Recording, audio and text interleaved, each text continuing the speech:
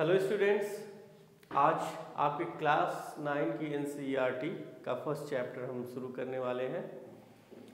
Chapter का नाम होगा मैटर इन आवर सराउंडिंग। उसके बारे में हम समझेंगे, सोचेंगे, जानेंगे। तो ये बेसिक और कोर प्रिंसिपल है। साइंटिस्ट ने जब ये समझने का प्रयास किया कि ये यूनिवर्स, इस सारे के सारे वर्ल्ड में जो चीज़ें हैं उसका बेसिक्स क्या है, उनके कोर में क्या है, तो फिर मैटर का कॉन्सेप्ट आया।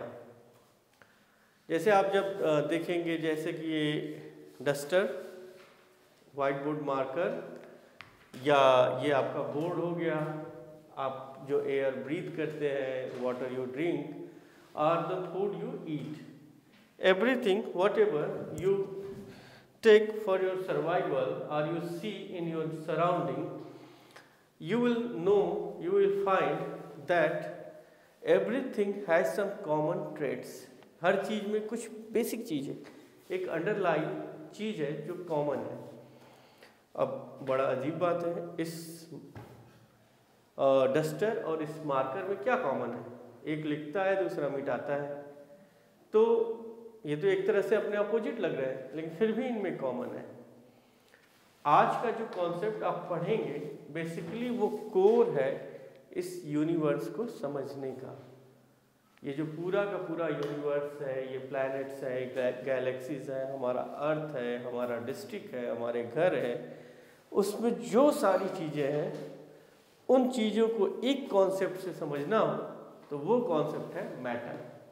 इसलिए आपकी चैप्टर की शुरुआत भी मैटर से ही होती है।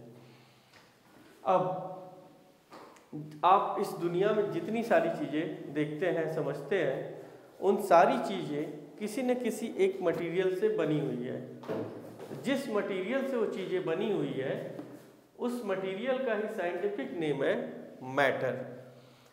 Everything in this universe is made up of materials. उस मटेरियल्स को साइंटिस्ट ने क्या कहा है? मैटर कहा है। इस दुनिया में, इस ब्रह्मांड में आप जो कुछ भी देखते हैं वो नथिंग एल्स दैन मैटर, वो मैटर ही है।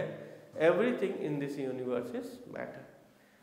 तो आप कोर कॉन्सेप्ट समझ लीजिए कि जो कुछ भी आप देख रहे हैं, जो कुछ हमारे आसपास इर्द गिर्द है, सब मैटर है। अब जब मैटर है तो इसका कुछ खास बात होगा, कुछ बेसिक ट्रेट्स होगा इसमें। वो बेसिक ट्रेट्स पे जब हम जाते हैं तो बेसिक ट्रेट्स इसकी दो निकल के आएगी। जो भी मैटर होता है, जो भी पदार्थ होता है, सपोज दैट ये मार्कर एक मैटर है। मैटर क्यों है? क्योंकि ये मटेरियल से बना हुआ है, और मटेरियल्स के बनी चीज़ों को ही साइंटिस्ट मैटर कहते हैं। अब जिस मटेरियल से बना हुआ ये चीज़ है, उस मटेरियल की दो बेसिक कैरेक्टरिस्टिक्स है, दो बेसिक फीचर्स हैं। फीचर नंबर 1 कि all the matter, all the materials have मास। उसमें कुछ न कुछ मास होता है, कंटेंट होता है, जिसका वेट होता है, जो भार रखता है।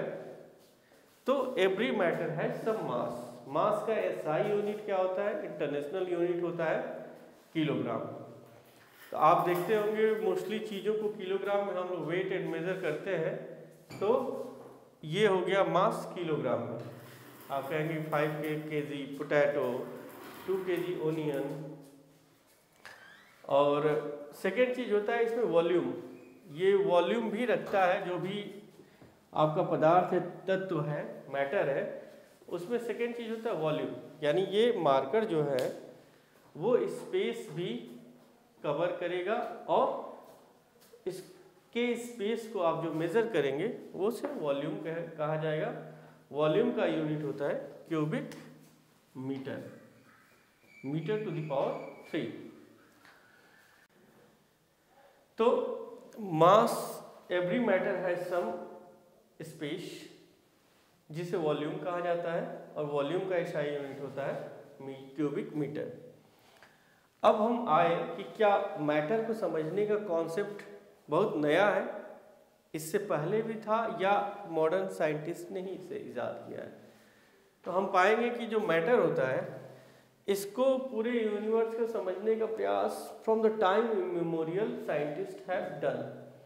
इन द इंडियन माइथोलॉजी और Indian science you will find a concept of panch tattva. आप पंच तत्व की कॉन्सेप्ट को पाएंगे जो कमो बेस इस मैटर के कॉन्सेप्ट से मिलता जुलता है, और same concept you will find in Greek mythology too. Greek mythology में भी इसी तरह का कॉन्सेप्ट है, और इस कॉन्सेप्ट को कहते हैं कॉन्सेप्ट ऑफ पंच तत्व। पंच तत्व क्या है? पंच मीन्स 5, तत्व मीन्स एलिमेंट्स। तो इंडियन माइथोलॉजी मानती थी कि whole of this universe is created by only 5 elements, not more than this, not less than this. तो वो 5 एलिमेंट्स क्या क्या है? 5 एलिमेंट्स है air, earth, fire, sky and water. Air, earth, fire, sky and water. क्षिति, जल, पावक, गगन और समीर। तो every living and non living creatures have been created by these 5 elements only, and after their death or decay they will converted into the same 5 elements. So this is the concept of Panch Tattva, which is very similar to the concept of matter. Matter is modern concept, Panch Tattva is old concept. Okay, so we are here to understand the concept of Panch Tattva. In the concept of matter, we will learn further that our scientists have divided matter into its physical properties as well as chemical nature. Physical properties and chemical nature. All the matter have 2 type of traits. One is physical and another is chemical. So in your chapters you will read these physical properties, and later you will learn chemical nature. So further, so we are going to learn the physical nature of matter. Okay.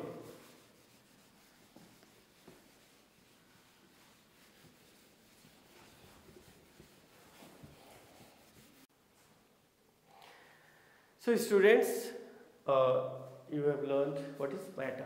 Now we are going to learn the physical properties of matter.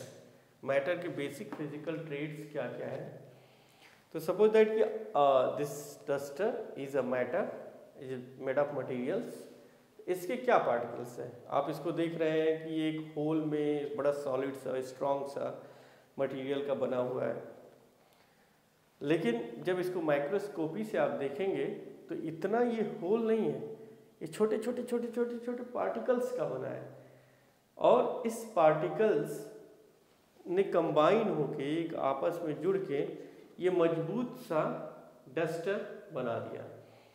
आप आगे पढ़ेंगे कि कैसे कुछ चीज़ें बड़ी मजबूत होती हैं, कुछ बड़ी सॉफ्ट होती हैं, उसके पीछे भी ये पार्टिकल्स ही रीज़न रहेंगे। ओके, तो matter is made up of particles. Particles important है, ये कोई होल या सॉलिड चीज़ नहीं होता। मैटर ऐसे नहीं बना है कि सपोज कि आपको ये डस्टर है तो ये ऐसे ऐसे ऐसे सारी चीज़ों से एक बड़ा मजबूत सा एक यूनिक और सॉलिड स्ट्रक्चर है। Matter is not like that. Matter is made of particles. ऐसे छोटे छोटे छोटे छोटे छोटे छोटे कणों से बना हुआ है मैटर। ऐसे छोटे छोटे छोटे छोटे छोटे कणों से बना हुआ है। ढेर सारे छोटे कण, बिलियंस ट्रिलियंस छोटे छोटे small particles make up a matter. तो मैटर का पहला कोर कॉन्सेप्ट है it is made up of particles. अब आप जब अपनी बुक देखेंगे तो आपकी बुक में इस कॉन्सेप्ट को समझाने के लिए एक एक्सपेरिमेंट दिया है। अब वो एक्सपेरिमेंट क्या है, आप लोग चूँकि क्लास 9th के स्टूडेंट हैं तो you all must have done it. आप एक ग्लास ऑफ वाटर ले लीजिए, उस ग्लास ऑफ वाटर में अ स्पून ऑफ साल्ट को मिलाइए, स्टीर करिए properly, and then you will find a solution which is very similar to the water and that is crystal clear as water. Suppose this is a beaker, a glass crystal made up, and here water is filled. When you put some salt into it, you will find that the particles of salt are dissolved in water. Water में salt के particles क्या होते हैं, वो dissolve कर जाते हैं, घुल जाते हैं, और डिजॉल्व करके एक ऐसा होमोजेनियस सॉल्यूशन बनाते हैं कि ये पूरा का पूरा पानी देखने में लगेगा पानी है, इसमें कुछ है ही नहीं। कहाँ गए वो नमक, जो साल्ट आपने डाला, जो शुगर आपने डाला, वो कहाँ गया? ऐसा तो है नहीं, इनविजिबल हो गया। This is not any magic, this is the science. Because water किसका बना है? वाटर बना है H2O नाम के पार्टिकल्स के एक साथ आने से। ऐसे ढेर सारे H2O है, 2 मोल हाइड्रोजन 1 मोल ऑक्सीजन, तो ये H2O के आने से वाटर बना। और इन पार्टिकल्स में जब सॉल्ट के पार्टिकल्स आए तो बीच बीच में जो गैप है, उन गैप में आसानी से साल्ट के पार्टिकल, साल्ट का केमिकल नेम हो जाता है NaCl, तो साल्ट के पार्टिकल्स पानी के पार्टिकल्स के बीच में बैठ गए, तो ये सॉल्यूशन बना। तो matter is made up of particles, principle number 1।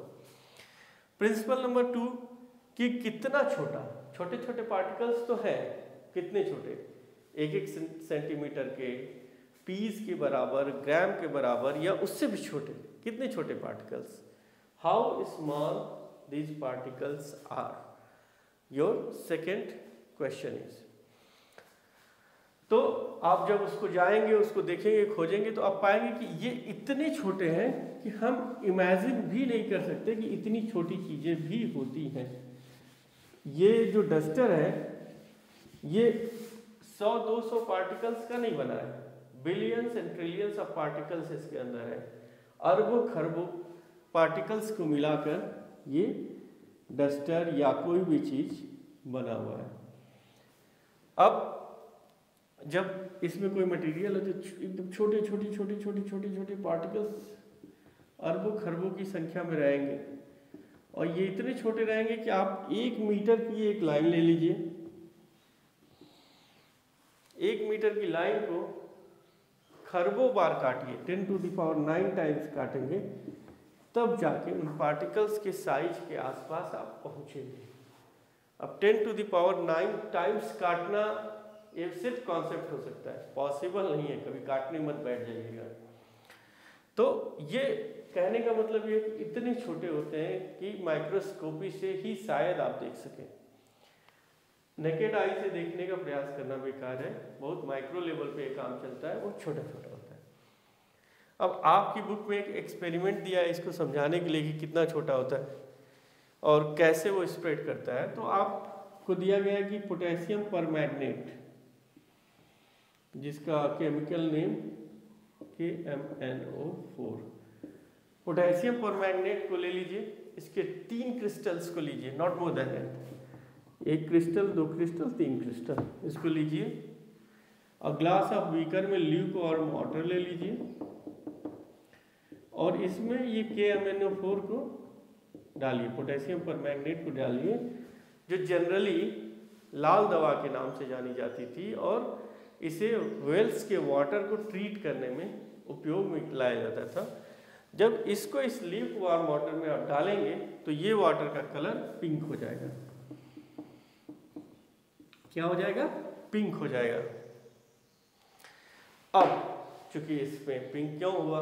क्योंकि पोटेशियम परमैंगनेट के जो पार्टिकल्स थे वो धीरे धीरे एंटर कर गए वाटर के पार्टिकल्स में, ठीक है। अब चूंकि इनके बीच में भरे हुए हैं, आप इसका थोड़ा सा सॉल्यूशन 4-5 चम्मच ले लीजिए, और उस 4-5 चम्मच सॉल्यूशन को आप दूसरे ग्लास के फ्रेश वाटर में डालिए। आप देखेंगे इसका कलर भी पिंक हो जाएगा, लेकिन इसके कलर से थोड़ा कम होगा, मतलब पोटेशियम परमैंगनेट के कलर इसमें भी पार्टिकल्स छोटे छोटे चले गए। ऐसा आप थर्ड ग्लास में करेंगे, फोर्थ ग्लास में करेंगे, फिफ्थ ग्लास में करेंगे, सिक्स्थ ग्लास में करेंगे, करते जाएंगे, सैकड़ों ग्लास तक जाएंगे, तब इसका कलर कहीं कहीं पानी के जैसा दिखेगा। कहने का तात्पर्य है कि कण इतने छोटे होते हैं कि वो मल्टीपल टाइम्स कैरी होते चले जाएंगे। They are very very small, the particles of matter are small beyond imagination. So your key line is the particles of matter POM are small beyond imagination।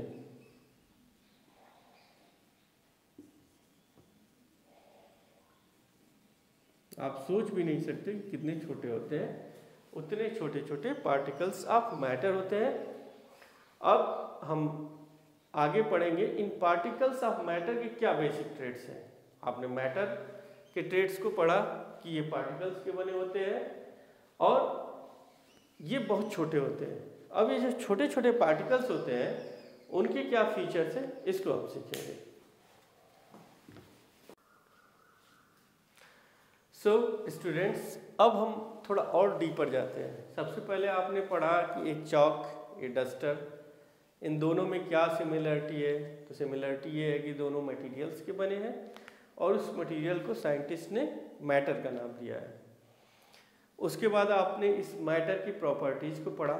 दो प्रॉपर्टीज़ आपने सीखी कि ये small particles के बने हैं और पार्टिकल्स बहुत स्मॉल होते हैं, they are small beyond imagination. Okay, अब इन पार्टिकल्स की प्रॉपर्टीज़ क्या है। पार्टिकल्स के भी तो कुछ गुण होंगे, जैसे आपके कुछ गुण होते हैं, कुछ दोष होते हैं, वैसे ही इन पार्टिकल्स के भी फीचर्स होते हैं। सबसे पहला फीचर्स है कि ए स्मॉल पार्टिकल्स के बीच स्पेस होता है। मतलब आपका ये डस्टर जो है या ये पेन जो है, इसके जो पार्टिकल्स छोटे छोटे छोटे छोटे जो बहुत छोटे हैं, इतने छोटे होने के बावजूद भी वो एक दूसरे से चिपके नहीं होते हैं, उनमें दूरी होती है। ठीक है, particles of matter have space between them. आप जितना भी पार्टिकल्स ऑफ मैटर देखेंगे किसी भी, ऐसे ऐसे आप जो भी पेंटिंग देख रहे हैं सब में ऐसे गैप बना के हम लोग बना रहे हैं, ये उनके बीच एक स्पेस होता है, चारों ओर से स्पेस होगा, वो कभी एक दूसरे से चिपकते नहीं हैं, उनके बीच में कुछ न कुछ दूरी हमेशा रहती है। अब इस स्पेस में वो क्या होता है, कुछ होता है कि हवा तो भरी नहीं रहती है, एनवायरनमेंट तो है नहीं, तो स्पेस खाली नहीं रहता है। ऐसा नहीं है कि ऐसे ऐसे ऐसे ऐसे दूर दूर पार्टिकल्स ऑफ मैटर है और उनके बीच में कुछ नहीं, शांति से सब पड़ा हुआ है, वो सब्जेक्ट वैसे ही है, नहीं। पार्टिकल्स ऑफ मैटर की दूसरी प्रॉपर्टीज यहीं से आती है कि जो पार्टिकल्स ऑफ मैटर जिनके बीच में खाली स्थान होता है, स्पेस होता है, वो उस खाली स्थान में कॉन्टिन्यूसली मूव करते रहते हैं। मतलब पार्टिकल्स ऑफ मैटर सिर्फ उनके बीच में स्पेस नहीं होता है, उस स्पेस में वो कंटिन्यूसली मूव करते रहते हैं, लगातार घूमते रहते हैं जिगजैग वे में, कोई एक पर्टिकुलर रास्ता वो नहीं अपनाते हैं। ये सारा जैसे पार्टिकल्स ऑफ मैटर है तो ये घूमते रहेंगे, सपोज दैट ये मैटर है, तो ये ऐसा नहीं कि स्टैग्नेट या ऐसे फिक्स वो में घूमेगा, ये कहीं भी जाएगा, ऐसे टकराता रहेगा उस पदार्थ की बाउंड्रीज के बीच में से और घूमता रहेगा। ऐसे ही जिगजैग मोशन, तिरछा आड़ा, कैसे भी सारे के सारे पार्टिकल्स करते रहते हैं। आप इमेजिन करिए कि इस पदार्थ के अंदर कैसा सीन होगा, लाखों करोड़ों अरबों लोग हैं, सारे लोग एक दूसरे की तरफ भाग रहे हैं ऐसे वैसे जैसे। तो इस सब्जेक्ट के अंदर ऐसा ही सीन मचा हुआ है, देखने में लग रहा है कितना शांत सा मजबूत सा ये डस्टर है, लेकिन ये उतना शांत मजबूत अंदर से नहीं है। अंदर से इसमें अरबों पार्टिकल्स हैं, उन पार्टिकल्स के बीच में खाली स्थान है, स्पेस है, और उस स्पेस में दे आर कंटिन्यूअसली मूविंग। और मूव भी कैसे कर रहे हैं, कोई सिस्टमेटिक वे में नहीं कि एक इधर जा रहा है दूसरा उधर जा रहा है, सब ऐसे ऐसे ऐसे ऐसे जिगजैग वे में पूरा मूवमेंट चल रहा है, just like the fight of war of galaxies. तो हर सब्जेक्ट के अंदर एक वॉर ऑफ गैलेक्सीज चलती रहती है, ठीक है, समझने के लिए। अब कोई भी चीज गति करता है, सपोज दैट ये गति कर रहा है, मूव कर रहा है, इसके मूवमेंट से एक एनर्जी आती है, ये मूव करते हुए आके इसमें लगेगा तो इसको ड्रैग कर देगा इस मार्कर को। तो मूव करने से काइनेटिक एनर्जी आती है, okay. Kinetic energy is the energy that comes due to motion. Motion के कारण काइनेटिक एनर्जी की प्राप्ति होती है। ये डस्टर भले आपको शांत लग रहा है, इसके अंदर काइनेटिक एनर्जी पार्टिकल्स में है, जो इसकी बाउंड्रीज के चारों ओर बंधी हुई है, उसके बीच में पार्टिकल्स मूव कर रहे हैं। अब क्वेश्चन ये अराइज होता है कि वो मूव कर रहे हैं, उसमें काइनेटिक एनर्जी है, सारी चीजें हैं, तो यदि टेम्परेचर को बढ़ाया जाए तो क्या होगा, मतलब थोड़ा सा इसको गर्म किया जाए तो क्या होगा। तो जब टेम्परेचर बढ़ता है तो वैसे फिजिक्स का फार्मूला है कि काइनेटिक एनर्जी ये भी बढ़ती है, और काइनेटिक एनर्जी बढ़ेगी तो स्पीड बढ़ेगी, ठीक है, ये तीनों एक साथ बढ़ते हैं। टेम्परेचर इंक्रीज किए तो जो इसके पार्टिकल्स हैं उसमें काइनेटिक एनर्जी बढ़ी, काइनेटिक एनर्जी बढ़ी तो तेजी से और भागने लगे, दन दन दन दन, वो वॉर ऑफ गैलेक्सीज कुछ ज़्यादा ही एकदम टॉप स्पीड में चली जाती है, और स्पीड बहुत बढ़ गई। स्पीड बहुत बढ़ गई तो एक समय ऐसा आएगा कि इस जो मटेरियल है, इस जो पदार्थ है, इसकी बाउंड्रीज इसके पार्टिकल्स को नहीं बांध पाएगी, और जब नहीं बांध पाएगी तो ये डस्टर गल के टूटने लगेगा। उसे ही टेम्परेचर बढ़ के इसको आप गला सकते हैं, तोड़ सकते हैं, मोड़ सकते हैं। लेकिन ये हो गया सॉलिड चीज।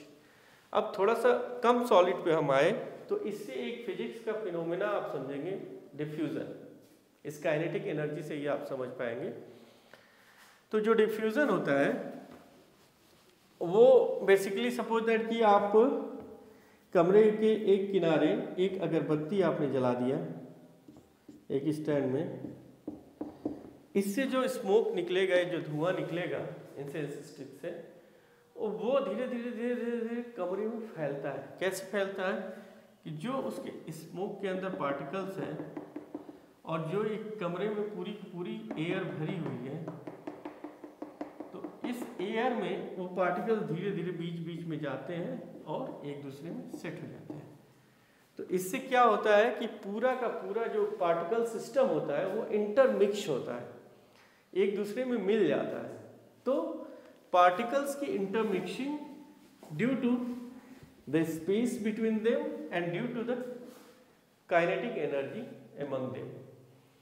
तो पार्टिकल्स ऑफ मैटर में जो स्पेस होता है, काइनेटिक एनर्जी होती है, उससे वो एक दूसरे में मिलते हैं, और इस फिनोमेना को कहते हैं इंटरमिक्सिंग ऑफ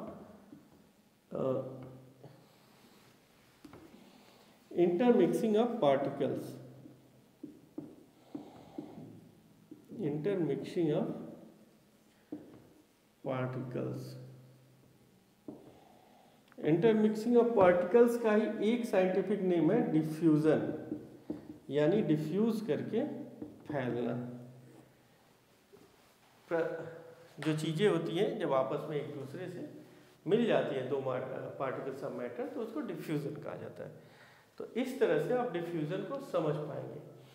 अब आपको क्वेश्चन करें कि डिफ्यूजन पर टेम्परेचर का क्या असर होता है। ओके, आपने कहा कि डिफ्यूजन, आपसे डेफिनेशन पूछा गया कि व्हाट इज डिफ्यूजन। आपने बताया कि sir intermixing of particles is known as diffusion. ठीक है, वेरी गुड। अब हम नेक्स्ट क्वेश्चन आपसे पूछते हैं, what is the impact of temperature on diffusion. मतलब आप टेम्परेचर बढ़ाएंगे तो डिफ्यूजन बढ़ेगा कि घटेगा, या टेम्परेचर घटाएंगे तो डिफ्यूजन पे क्या इम्पैक्ट होगा, तो आप बताइए। तो इसको बैकवर्ड लेके जाइए। टेम्परेचर बढ़ाने से काइनेटिक एनर्जी बढ़ी, काइनेटिक एनर्जी बढ़ी तो पार्टिकल्स की स्पीड बढ़ी, और स्पीड बढ़ी तो जाहिर सी बात है तेजी से फैलेंगे तो डिफ्यूजन बढ़ जाएगा। टेम्परेचर बढ़ने से डिफ्यूजन बढ़ जाएगा, क्योंकि स्पीड बढ़ेगी तो तेजी से जो यहाँ है वहाँ चला जाएगा, वहाँ है वहाँ चला जाएगा। तो काइनेटिक एनर्जी बढ़ने से पार्टिकल्स की स्पीड बढ़ती है, और स्पीड बढ़ने से डिफ्यूजन बढ़ता है, क्योंकि इंटरमिक्सिंग ऑफ पार्टिकल्स तेजी से होने लगते हैं। ओके, एंड जो थर्ड इसका प्रॉपर्टी है कि पार्टिकल्स ऑफ मैटर दूर तो होते ही हैं, उनके बीच स्पेस होता है, उन कॉन्टिन्यूसली वो मूव करते हैं, काइनेटिक एनर्जी होती है। तो अब बताइए, ये पार्टिकल्स ऑफ मैटर है, ये दूर दूर है, इनके बीच स्पेस है, ये कॉन्टिन्यूसली मूव भी कर रहे हैं जिगजैग। ऐसा क्या है कि ये इस पदार्थ की बाउंड्रीज के बीच रहते हैं, इस मैटर की बाउंड्रीज के बीच रहते हैं? What is that force which binds them together in a object और इन अ मैटर? एक मैटर में, इस डस्टर को ही फिर से ले, इसके अंदर पार्टिकल्स है, पार्टिकल्स के बीच स्पेस है, स्पेस पे पार्टिकल्स कंटिन्यूअसली मूव कर रहे हैं, ओके, लेकिन फिर भी ये डस्टर इंटैक्ट और सॉलिड है। क्यों है ना इंट्रिगिंग? उसका लॉजिक ये है कि पार्टिकल ऑफ मैटर में थर्ड प्रॉपर्टी होती है, वो भले घूमते फिरते रहते हैं, भले ही उनके बीच दूरी होती है, लेकिन वो एक दूसरे को अट्रैक्ट करते हैं, एक दूसरे को अपनी तरफ खींचते हैं, और जब बहुत पास चले जाते हैं तो दूर फेंक देते हैं। हालांकि वो बाद में पढ़ाया जाएगा, आपके लिए नहीं है। आपके लिए इतना ही जानना है कि थर्ड प्रॉपर्टी है कि particles of matter attract each other. Okay, particles of matter attract each other, एक दूसरे को अट्रैक्ट करते हैं, उसके कारण इनके बीच एक बाइंडिंग फोर्स होती है, और उस बाइंडिंग फोर्स के कारण ही ये बंधे रहते हैं, एक सब्जेक्ट के रूप में रहते हैं। अब ये फोर्स जितनी स्ट्रांग होगी, एक दूसरे को जितने तेजी से खींचेंगे, उतने तेजी से ये पदार्थ सॉलिड होगा। मतलब जितना ये अट्रैक्शन स्ट्रांग होगा, जिस सब्जेक्ट होता है वो, या जो मैटर होता है वो उतना हार्ड होता चला जाएगा, और जितना कमजोर रहेगा इनके बीच में वो अट्रैक्शन, उतना वो वीक होता जाएगा, उसके स्टेट बदलते जाएंगे। इस अट्रैक्शन के कारण ही सॉलिड, लिक्विड, गैस वगैरह स्टेट्स होते हैं किसी भी मटेरियल के, किसी भी मैटर के। ओके, आपकी बुक में एक एग्जांपल दिया है एक मणिपुरी डांस का, जिसमें बच्चियां ऐसे हाथ पकड़ के एक दूसरे का और डांस करती हैं। उसमें चूंकि हाथ हथेलियाँ यहाँ से पकड़ी हुई होती है तो बाइंडिंग बहुत ज़ोर से होता है, वही आपको यहाँ से पकड़े बाइंडिंग कमज़ोर हो जाएगी, सिर्फ उंगलियों से पकड़े ऐसे बाइंडिंग और कमज़ोर हो जाएगी।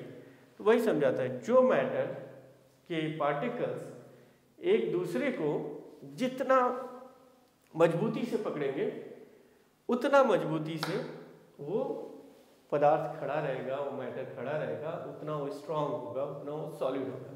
ओके, तो ये था पार्टिकल्स ऑफ मैटर के बेसिक फीचर्स। अब हम आगे का पोर्शन हम नेक्स्ट वीडियोस में कवर करेंगे। Thank you.